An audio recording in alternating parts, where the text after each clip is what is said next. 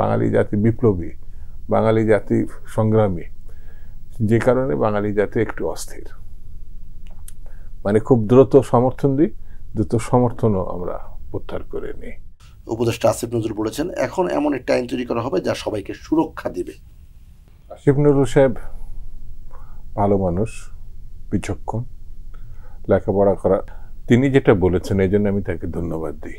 আইন বাতিল হোক বা নতুন হোক সেটা পরের ব্যাপার। তিনি ইচ্ছা প্রকাশ করেছেন এবং তার প্রতি যে আমার আস্থা, তাতে আমার কাছে মনে হয়েছে এই সাইবার সিকিউরিটি অ্যাক্টে যারা ক্ষতিগ্রস্ত হয়েছে, প্রথম পদক্ষেপ হচ্ছে তাদেরকে যারা আছে বিভিন্নভাবে জেলে টেলে আছে তাদেরকে মুক্তি দেওয়া, মানে তড়িৎভাবে।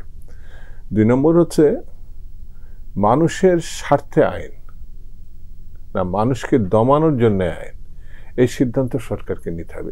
এই সরকারের একটা সুযোগ আছে এই জন্যে যে এটি রাজনৈতিক কোনো সরকার না, এরা ক্ষমতায় থাকতে চায় না, সুনির্দিষ্ট কিছু কাজ করে তারা চলে যেতে চায়।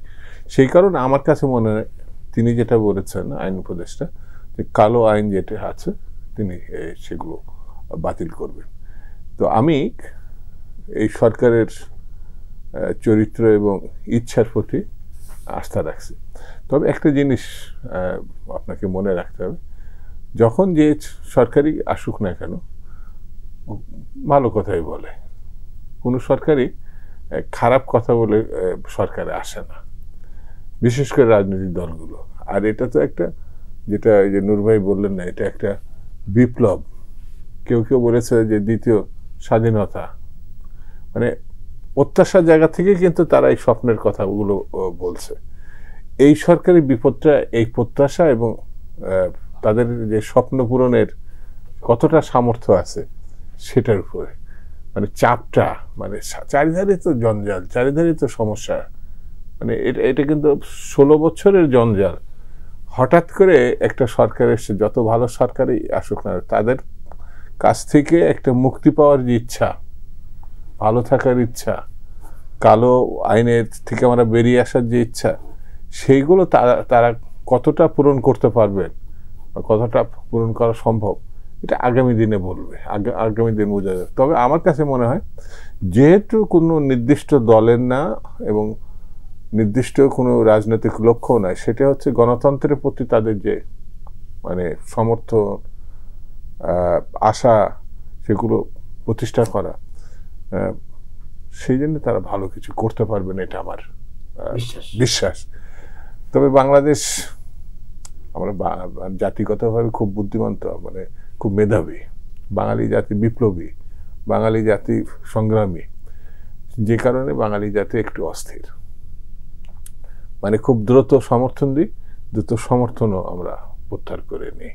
আমাদের জাতীয় যেসব রাজনৈতিক ব্যক্তিত্ব আছেন, মানে এখানে সময় নেই, থাকলে আলোচনা করতাম, কিন্তু দেখবেন যে কিছু নেতা আছে বিস্ময়কর তাদের উত্থান, জনপ্রিয়তা, বিস্ময়কর পতন, ভয়ঙ্কর এবং নির্মম, এই জাতিরই আছে। আমরা ভালোবাসতেও জানি, ঘৃণা করতেও জানি। এটি যদি মাথায় আমরা মনে করে রাখবো, তাহলে এই সাইবার সিকিউরিটি অ্যাক্ট, মানে আমি এটা সংস্কার না, পুরোটাই বাতিল করার পক্ষে। নতুন কিছু করা যায় কিনা, আইনটা নতুন করা যাবে না এটা না, কিন্তু এর কনসেপ্টটা যেভাবে, ওই যে কি সাইবারের আগে কি নাও, ডিজিটাল সিকিউরিটি, সেটা সবকটা নিষ্পেষণমূলক ছিল। দেশের, রাষ্ট্রের, সরকারের ভালো কোনো উদ্দেশ্য না। যেমন আমরা আপনাকে বলি যে গত 16 বছরের যারা গণতান্ত্রিক আন্দোলনে, সে রাজনৈতিক দল, গোষ্ঠী, পেশাজীবী যারাই করেছে, তাদেরকে দমানোর জন্য প্রায় 2.5 লক্ষ মামলা হয়েছে এই দেশে।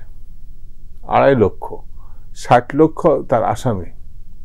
মজার ঘটনা হচ্ছে যে 1 মাসে যারা লড়াই করেছেন তাদের সব মোটামুটি মামলা প্রত্যাহার হয়ে গেছে। এমনকি কোর্টে সাজা পর্যন্ত, এই জায়গায় একটা মিল আছে, মানে শেখ হাসিনার সঙ্গে বর্তমান সরকারের কিছু মানুষের মিল আছে। সেটা হচ্ছে উনি এসেও ওনার সব মামলা কোর্টের মাধ্যমে মোটামুটি বাতিল হয়ে গেছিল।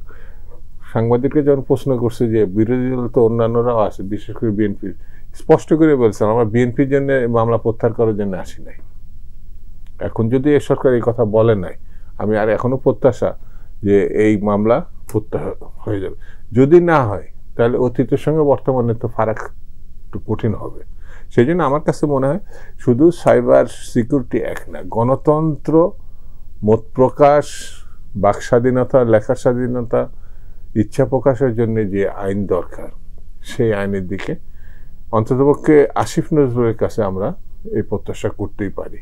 আমরা তো একসঙ্গে ইউনিভার্সিটি একটা বড় সময় কাটিয়েছে, সেই জন্য তার কাছে প্রত্যাশাটা আমাদের খুব বেশি।